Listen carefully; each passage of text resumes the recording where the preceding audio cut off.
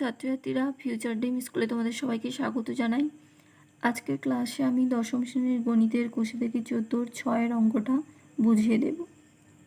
চলো শুরু করা যাক। 3 বন্ধু যথাক্রমে 8,000 টাকা, 10,000 টাকা ও 12,000 টাকা সংগ্রহ করে এবং ব্যাংক থেকে কিছু টাকা ধার নিয়ে একটি ব্যবসা শুরু করেন। বছরের শেষে তারা দেখলেন 13,400 টাকা লাভ হয়েছে। সেই লাভ থেকে ব্যাংকের বছরের কিস্তি 5,000 টাকা শোধ দেওয়ার পর বাকি টাকা তারা মূলধনের অনুপাতে ভাগ করে নিলেন। লভ্যাংশ থেকে কে কত টাকা পাবেন তা হিসাব করে লিখি। 3 বন্ধুর মূলধনের অনুপাত বলে দিয়েছে 8,000:10,000:12,000। দেখো এই 3টে শূন্য, এখানে 3টে শূন্য, এখানে 3টে শূন্য বাদ গেলে থাকছে 8:10:12। 2 দিয়ে ভাগ করলে 2 4 8, 2 5 10, 2 6 12, 4:5:6। অতএব মোট অংশ এই 4 + 5 + 6, তাহলে হলো 4 আর 5 9, 9 আর 6 15। এখন বলে দিয়েছে বছরের শেষে দেখলেন লাভ হয়েছে কত? 13,400 টাকা।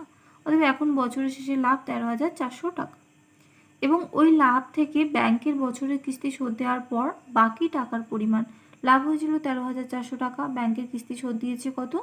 5,000 টাকা। তাহলে আর বাকি লাভ কত রয়েছে? 13,400 বিয়োগ 5,000 টাকা। বিয়োগ করলে কত হচ্ছে? 8,400 টাকা। বাকি এই 8,400 টাকা মূলধনের অনুপাতে ভাগ করলে প্রথম বন্ধুর লভ্যাংশ পাবে। কত রয়েছে বাকি? 8,400 গুণ প্রথম বন্ধুর আনুপাতিক ভাগার কত?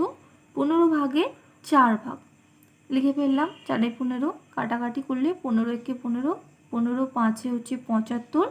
84 থেকে যদি 75 বাদ দিই তাহলে থাকে 9, তাহলে 9 আর 16 90, 15 6 90 0। এটাকে গুণ করলে আমরা পাচ্ছি 2,240 টাকা। দ্বিতীয় বন্ধুর লভ্যাংশ পাবে। বাকি লাভ কত? 8,400 গুণ আনুপাতিক ভাগার কত? 15/5, তাহলে 5 এর 15 লিখলাম। 15 একে 15, একইভাবে 15 5 75, 9 থাকছে 0, 15 6 90, 0 এটা গুণ করলে হচ্ছে 2,800 টাকা। তৃতীয় বন্ধুর লভ্যাংশ পাবে। সেই বাকি লাভ 8,400 গুণ আনুপাতিক ভাগার হচ্ছে 15/6 লিখে ফেললাম। কাটাকাটি করলাম। 15 একে 15, 15 5 75, 84 থেকে 75 বাদ দিলে থাকছে 9, 9 0 থাকে 90, 15 6 90 0। এটা গুণ করলে হবে 3,360 টাকা। পরবর্তী গুরুত্বপূর্ণ ভিডিও পেতে তোমরা অবশ্যই চ্যানেলটাকে সাবস্ক্রাইব করো, লাইক করো এবং বন্ধুদের মধ্যে শেয়ার করো।